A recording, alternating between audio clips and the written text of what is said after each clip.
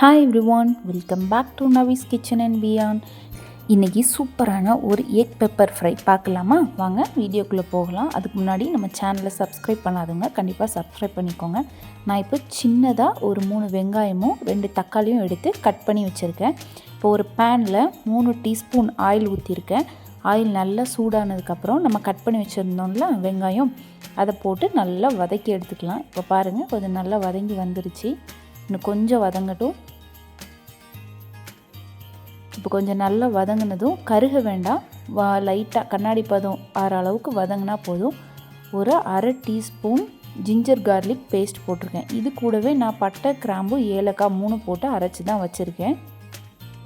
இப்போ பார்த்திங்கன்னா அது முடிஞ்சதுக்கப்புறம் தக்காளி போட்டு நம்ம நல்லா வதக்கி விட்டுறலாம். இப்போ ஜிஞ்சர் கார்லிக் பேஸ்ட்டோட ஸ்மெல்லு போனதுக்கப்புறம் நம்ம தக்காளி போட்டுட்டோம். தக்காளி போட்டு அந்த வெங்காயத்தோடு நல்லா வதக்கி விடுங்க. அதுவும் நல்லா வதங்கட்டும். வெங்காயமும் தக்காளியும் சேர்ந்து நல்லா வதங்கணும். இந்த தக்காளி கொஞ்சம் நல்லா வதங்கினதுக்கப்புறம் நம்ம மசாலா எல்லாம் போடலாம்.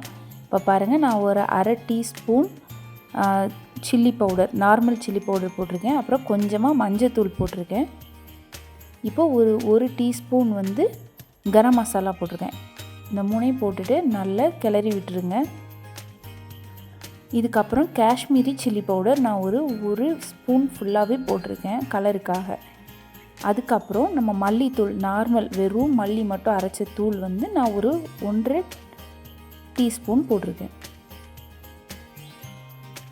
இப்போ இவ்வளோத்தையும் நம்ம நல்லா கிளறி விட்டுறலாம். இப்போ மசாலாவோட வாசனை எல்லாம் போகணும். இப்போ சட்டியில் அடி பிடிக்கிற மாதிரி உங்களுக்கு ஒரு ஃபீல் இருந்ததுன்னா கொஞ்சமாக ஒரு 3/4 கிளாஸ் தண்ணி ஊற்றி நல்லா கிளறி விட்டுருங்க. அந்த மசாலா எல்லாம் நல்லா வெந்து வரட்டும், பச்சை வாசனை எல்லாம் போகட்டும்.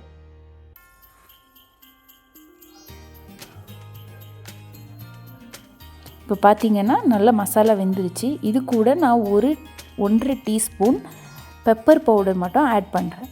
ஆட் பண்ணிவிட்டு நல்லா கிளறி விடுங்க. இப்போ அந்த மசாலா நல்லா கட்டியான மாதிரி இருக்கா. இப்போது இன்னும் கொஞ்சம் கூட தண்ணி ஆட் பண்ணிக்கலாம். தண்ணி ரொம்ப ஆட் பண்ணிடுறீங்க, அப்புறம் ரொம்ப அந்த கிரேவி ரொம்ப தண்ணி ஆயிரும். அதனால் கொஞ்சம் பார்த்தே ஆட் பண்ணிக்கோங்க. இப்போ மசாலா நல்லா கொதித்து வந்ததுக்கப்புறம் நம்ம முட்டை உடச்சி ஊற்ற ஆரம்பிச்சிடலாம். நான் ஒரு பாத்திரம் சின்ன கிண்ணத்தில் உடச்சி ஊற்றி பார்த்துட்டு திருப்பி நான் இந்த சட்டியில் ஊற்றுறேன். இப்போ பார்த்திங்கன்னா நான் இதில் 5 முட்டை ஆட் பண்ணியிருக்கேன்.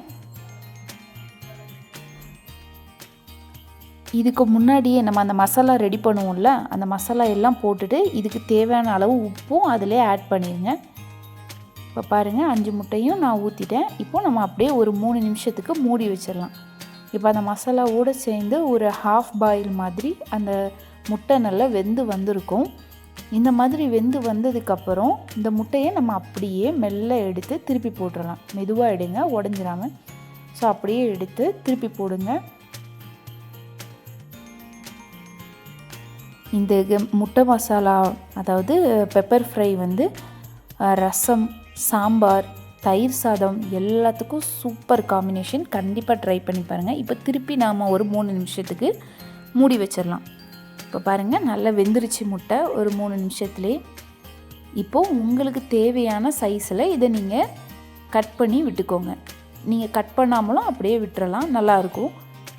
ஒரு சில பேருக்கு அப்படி ஃபுல்லாக இருக்கிறத விடவும் கட் பண்ணி விடுறது ரொம்ப நல்லாயிருக்கும் பார்க்குறதுக்கு. ஸோ அதனால் கட் பண்ணி விட்டுக்கோங்க. நான் இப்போது இதை சின்ன சின்னதாக கட் பண்ணி விட்டுக்கிறேன்.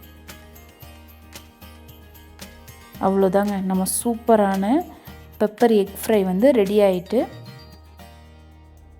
தண்ணி எதுவுமே இல்லாமல் நல்லா ட்ரையாக அந்த வெங்காயமும் முட்டையும் சேர்ந்து கலந்து நல்லா அழகாக இருக்குதுல்ல பார்க்குறதுக்கு. இந்த மாதிரி ட்ரை பண்ணிக்கோங்க. நீங்கள் தண்ணி அதிகமாக ஊற்றிட்டிங்கன்னா கிரேவி மாதிரி ஆயிரும். ஸோ அதனால் கொஞ்சம் கவனமாக இருந்துக்கோங்க. இப்போ இதில் கொஞ்சமாக மல்லி இலை மட்டும் நான் ஆட் பண்ணிக்கிறேன். ஆட் பண்ணிவிட்டு அப்படியே கிளறி விட்டுருங்க. வாங்க நம்ம இப்போது சர்வ் பண்ண ஸ்டார்ட் பண்ணிடலாம். வத்தக்குழம்பு வீடியோ நம்ம ஆல்ரெடி போஸ்ட் பண்ணியிருக்கோம். கண்டிப்பாக அதை ட்ரை பண்ணி பாருங்கள். இன்னும் யாரெல்லாம் ட்ரை பண்ணலையோ கண்டிப்பாக ட்ரை பண்ணுங்கள் வீடியோ பார்த்துட்டு. இப்போ பாருங்கள், சூப்பரான எக் பெப்பர் ஃப்ரை நமக்கு ரெடி ஆயிடுச்சு. இதே மாதிரி இன்னொரு வீடியோவில் நான் உங்கள் எல்லாரையும் மீட் பண்ணுறேன். தேங்க்யூ ஆல், பாய் எவ்ரி ஒன். அப்புறம் சப்ஸ்கிரைப் பண்ணாதவங்க கண்டிப்பாக சப்ஸ்கிரைப் பண்ணிக்கோங்க.